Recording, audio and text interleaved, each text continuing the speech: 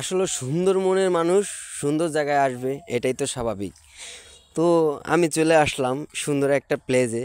আসলে এখানে আমার মতো অনেকেই আসে। আমি না এসে থাকতে পারলাম না।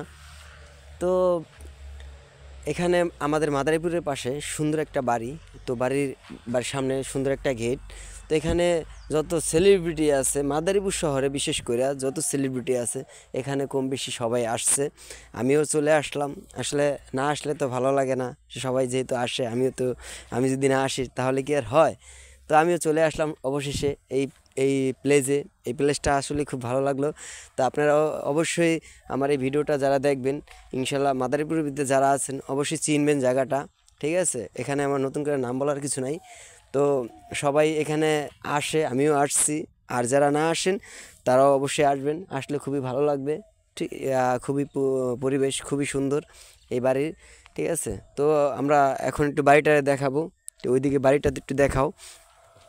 আসলে এই বাড়িটার সামনে এত সুন্দর একটা ওয়েদার আর এত সুন্দর একটা পরিবেশ, আসলে খুবই ভালো লাগে এই পরিবেশটা। তো এখানে না আসলে বুঝবেন না আপনারা। ঠিক আছে, বাড়ির সামনে একটা পুষ্করিণীও আছে, এই যে পাশে একটা পুষ্করিণী আছে। পুষ্করিণীতে সুন্দর একটা ঘাটলা আছে, এখানে অনেকে বসে আড্ডা দিতে পারে।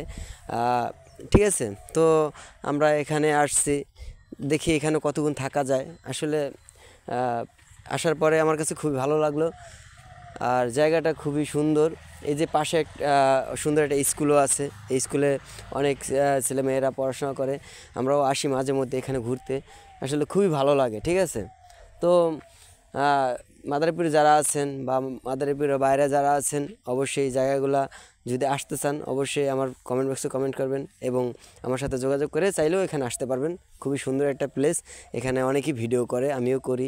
ঠিক আছে, দেন সবাই ভালো থাকবেন, সুস্থ থাকবেন। আজকের মতো এখানে আমি সমাপ্ত।